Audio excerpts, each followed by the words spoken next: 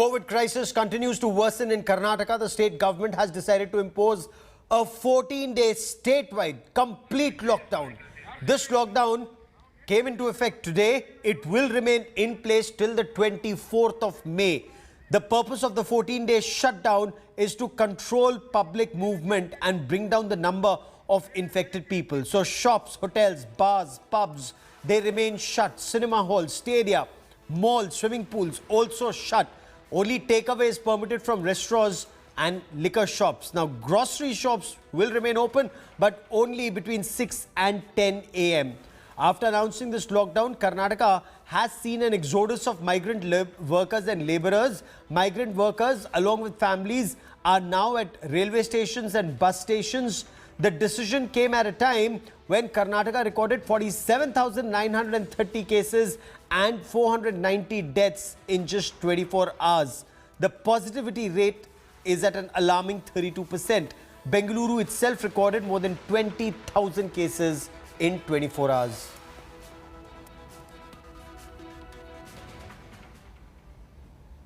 And the situation does remain extremely alarming. The lockdown has seen a number of violations in different parts of the country. But not every policeman has the patience to either teach or preach lessons to the violators. Now, police in Bengaluru resorted to a unique way to tell COVID violators why they need to be indoors. In this viral video, this Bengaluru police inspector can be seen making COVID idiots take a pledge that they will follow norms.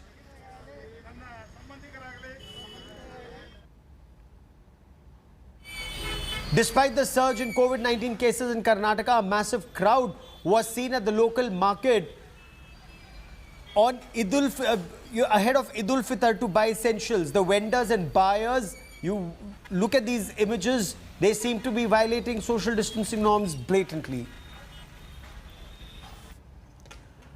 After lockdown was imposed across Karnataka for 2 weeks, Kalburgi police was seen keeping a strict surveillance. They kept a check on vehicular movement.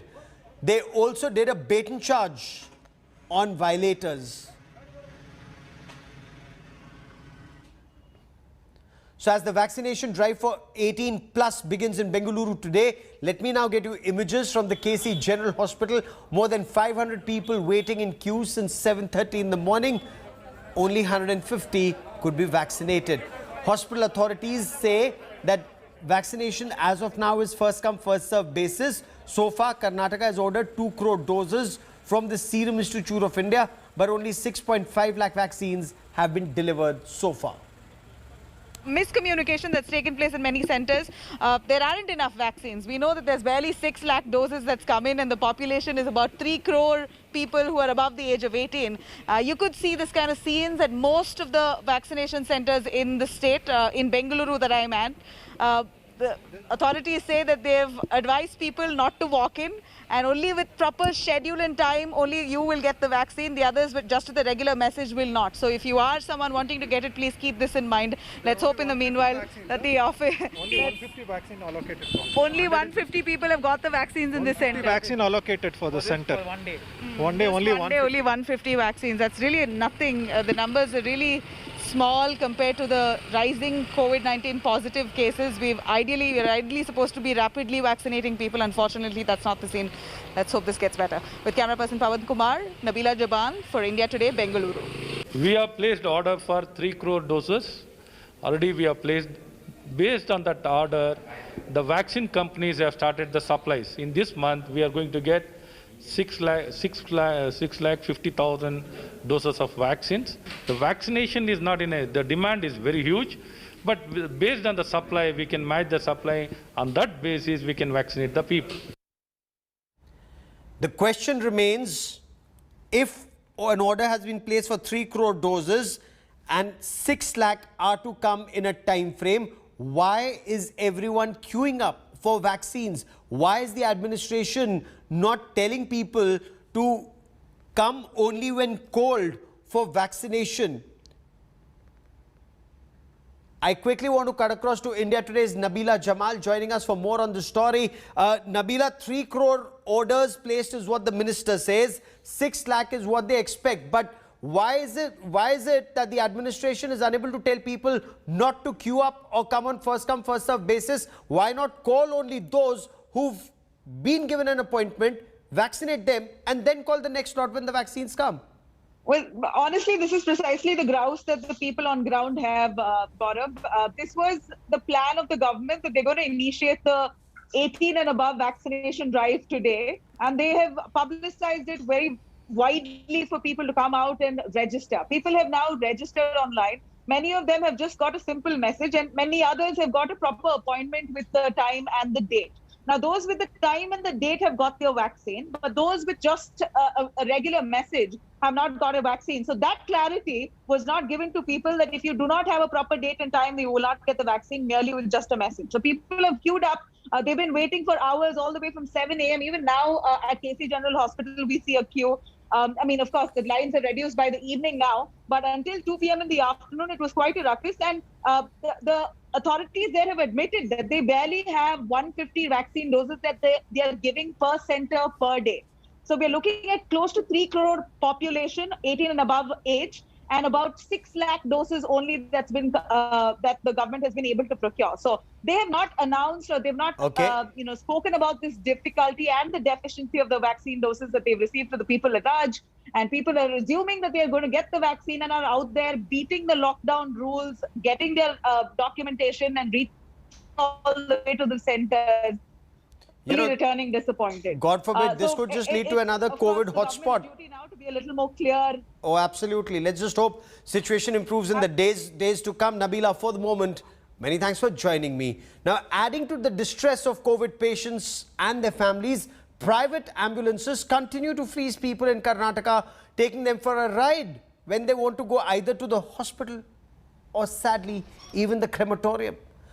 The charges are anything between 10,000 to 50,000 rupees, and patients are desperate. They're being looted. The question is, what's the administration doing?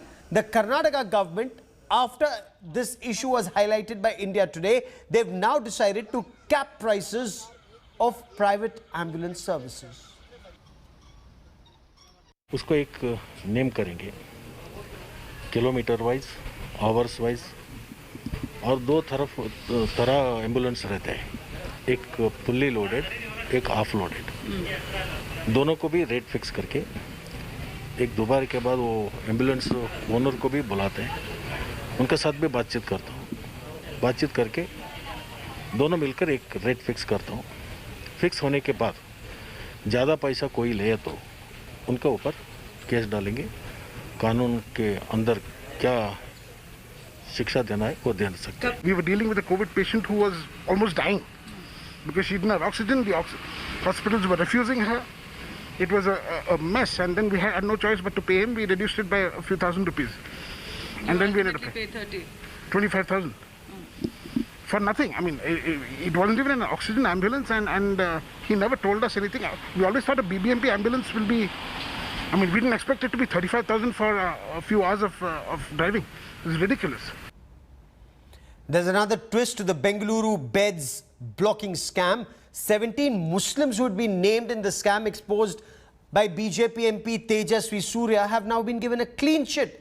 They've been given a green signal to resume work after the police. There was no evidence that was found against them.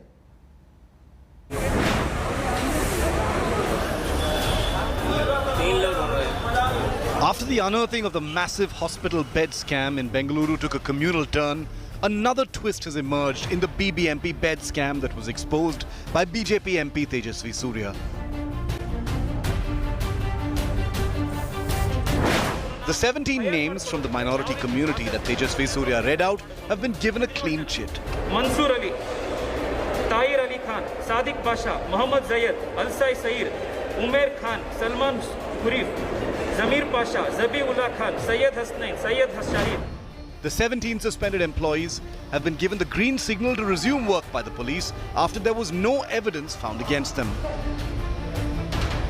Remember, BJP MP Tejasvi Surya blew the lid on a racket in which the city's civic body, the BBMP, was also involved. Tejasvi has so far brazened it out over the charges of communalizing the scam. All I asked was, after reading out a few names, I asked, how have these people been appointed? If everybody's focus must be on this and not on the hundreds of people who are being killed every day because of non-availability of beds, hell with such people. My focus is to ensure that people of my city are treated well in hospitals, that they are not cheated, that they are not extorted. My focus is on that. The Congress has said that the clean chit to the 17 Muslim employees is proof of Tejasvi's communal plot. But this latest development doesn't take away from the fact that there is indeed a massive scam playing. The police have also arrested over 17 people involved. The modus operandi of the Bengaluru bed scam runs something like this. Step 1, citizens calling for beds are immediately told no beds are available. Then in some instances, a bribe is demanded for allotment of beds under the government quota. A bed is then blocked in the system for 12 hours, during which the deal is done with the desperate patient. If the deal doesn't go through, the bed is back in operation for the next bribe attempt. BJP MP Tejasvi Surya was accused of singling out 17 members from the BBMP War Room South who belong to the Muslim community, who he accused of them being involved in the BBMP beds for bribe scam. Now, in some relief that's come for them, all those 17 members have been given a clean chit, have now been re-inducted back into the war room for smooth functioning. This has certainly set the BJP MP at a back foot now, and maybe some time to introspect. This is Nabila Jamal with camera person Pavan Kumar for India Today. And the COVID-19 scare has pushed people to buy essentials from vendors who may promise a good price but do not deliver good quality. And in some cases, the products turn out to be fake, like the case of this fake sanitizer racket that's been busted in Bengaluru. This 5-liter sanitizer can, just look at this image, it looks genuine. The price could be anything between 500 to 2,500 rupees, but this is not genuine, as those who are using it say that it burns their hand. The blue liquid sold as hand sanitizer has no medical clearance, was manufactured in large quantities and sold to individuals and companies for a big sum. The complainant went to the local police. The matter is currently under investigation. Unfortunately, amid the pandemic, we're unearthing one scam after the other. And here you have a sanitizer scam where you have in Bengaluru people selling sanitizers and not the real one, fake sanitizers that could really be detrimental to your health. It stinks. It smells very odd. It has a very sticky, weird feeling, and it's been sold. It's been sold for 2,500 rupees for this bottle, and is sold as a proper branded sanitizer. It's been given to people, independently who could buy it, to companies. The cops have now just raided it. Of course, Yuvraj here, who's a cooperator, he has managed to find these men. You've got to be aware because you have all kinds of people supplying and manufacturing all kinds of medical goods, and hand sanitizer, which is now an essential commodity. Here we're looking at people manufacturing fake sanitizers. God knows what kind of chemicals that's going into this. It's sticky, it's smelly, and it's being sold for exorbitant prices. People are going through a very rough phase. You can't be making money and you can't be playing around with people's life by selling fake sanitizers and fake health products. And there is a big scam behind this, and there are a lot of people involved behind this. There are a lot of big names also behind this. It's going to come out very soon. They have a factory in Mysore Road, and there's already a couple of complaints filed against the owner of this whatever company. So it has been filed, and there's a thorough